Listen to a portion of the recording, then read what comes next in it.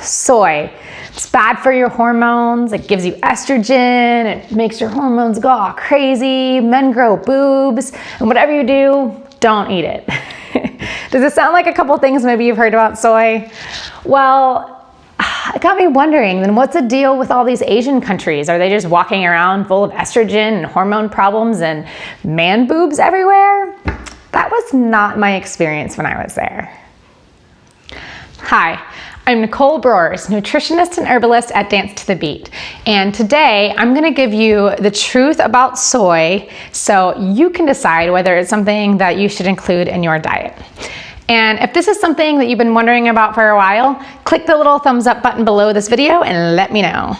So in this video, I'm going to go over 3 things. 1, how soy really affects your body and your estrogen levels especially. 2, who should stay away from soy. And 3, what kind of soy is really safe to eat, if any. So make sure you stick around to the end too, because I have a bonus. It's all about plant-based protein, and I think it will really help you. So let's get started. First things first, what is soy and what is it doing to your body when we eat it? So soy is a legume, which is like something that comes in a pod, basically like a pea or a bean or a lentil or something like that. It is a complete protein, which means it has all 9 essential amino acids, which is very rare for plants. So that sounds like a pretty good thing, right? And so far it sounds like this is a great plant-based protein, let's do it. But it does get a little trickier, so let's keep going. Soy is also classified as a phytoestrogen, and this is where some of the confusion comes in with hormones. A phytoestrogen is actually just it's similar to estradiol, which is an estrogen that our bodies make naturally. And what this phytoestrogen does is it mildly mimics, and it sometimes acts as an antagonist of estrogen.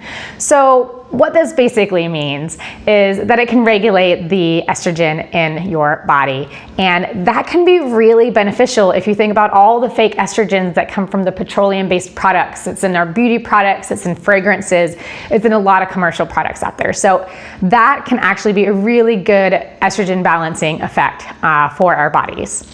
But what does this actually mean for you? And I'm not here to speculate, so I'm gonna go over what the actual studies say, which are all linked below if you want to check them out.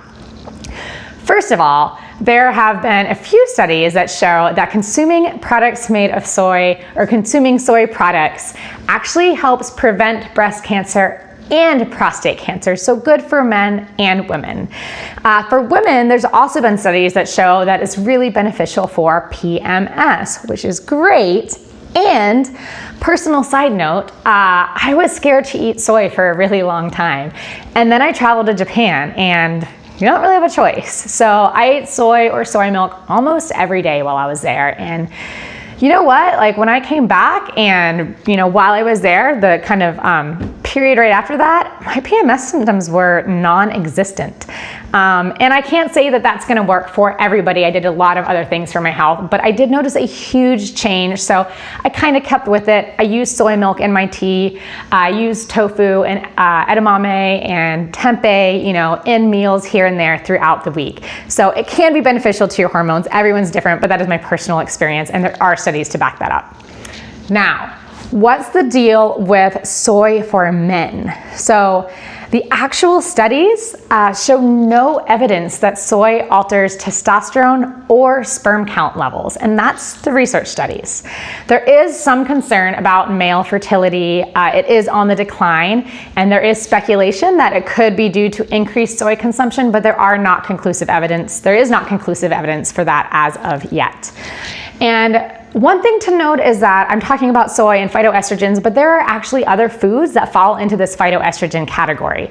And some of those are red clover, yam, wheat berries, oats, barley. All of these are phytoestrogens to some degree. So soy is just in the spotlight. It has more of a phytoestrogenic effect. So that is why I think there's so much emphasis placed on it.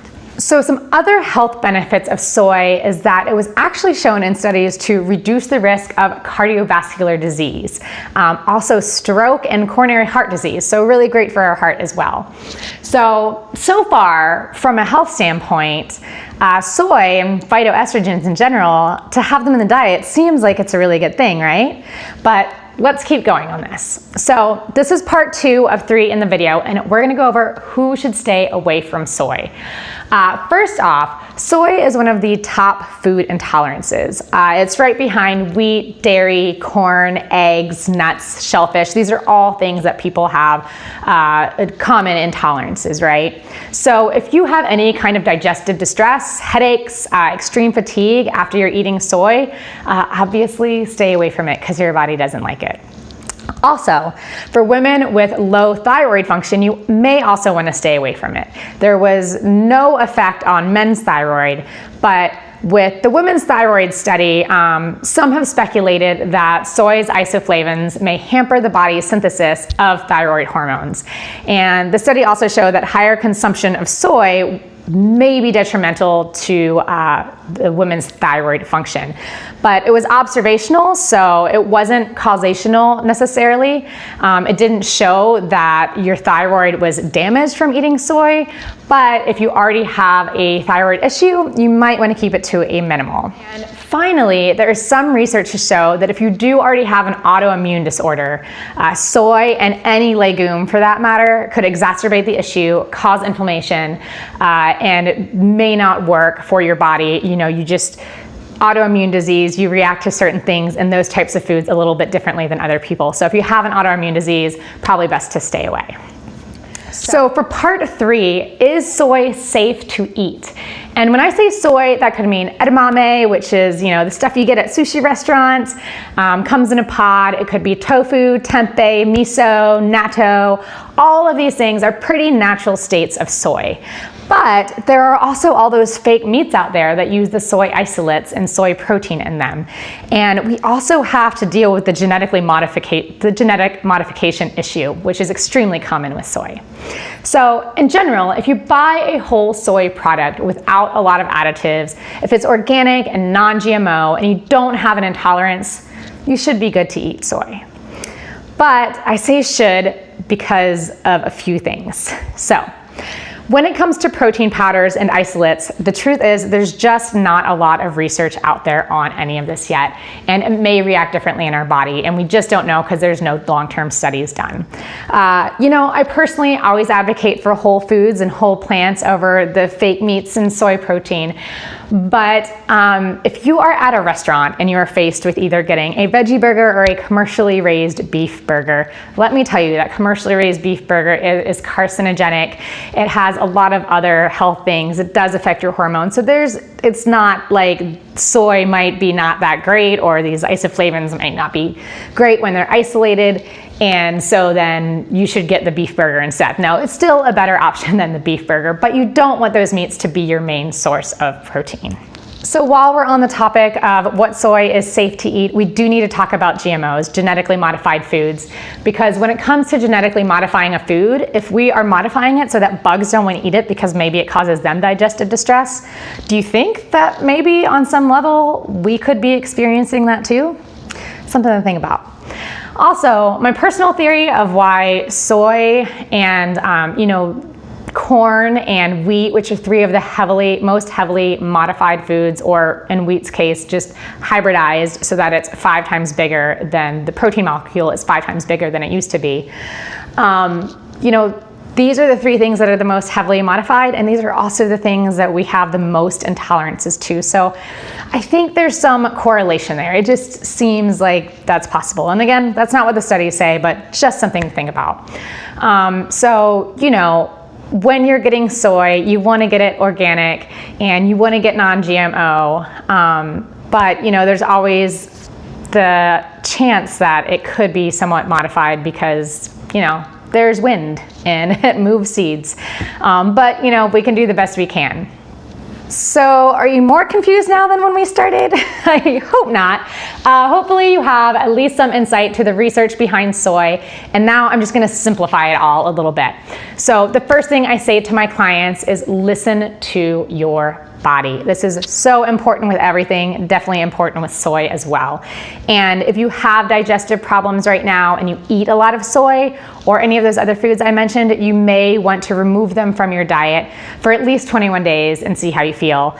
And you may notice some of your digestive problems will clear up pretty quickly once you remove the food that's bothering you, but it does take 21 days to leave your system. Also, if you are a woman with a thyroid issue, I would proceed with caution when incorporating soy into your diet. If you have an autoimmune disease, it is best to stay away from legumes, including soy. But if you don't eat soy because you're just scared to death of everything you've heard about estrogen and you're afraid that your hormones are gonna go crazy, hopefully, now that you know the truth, that can put your mind at ease a little bit. And so, go out there, and if you want to try soy and you don't have any of those problems, get a little organic, non-GMO soy. See how you feel. If you feel okay, try a little bit more. And just, keep going. See how you're doing with it. And if it works well, you could be like me and it could really help your hormones. But just like anything else, this shouldn't be your main source of protein. You shouldn't just be living off soy, right? We need to just incorporate it along with a lot of other whole foods and vegetables. So tell me, do you eat soy now? How does it affect you? What has been your experience with it? And are you gonna try a little bit more now? I would love to keep this discussion going in the comments, so let me know. And now that you know all about it and I've gone over all of that, I want to talk about the bonus that I recommended. Thanks for sticking with me until this point.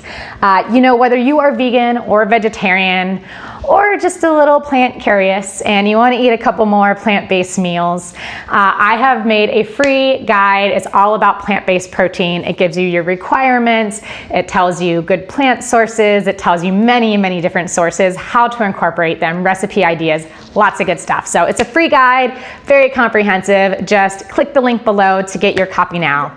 Thank you for watching. My name is Nicole Brewers with Dance to the Beat. And remember that eating healthy should be fun, sexy, and delicious.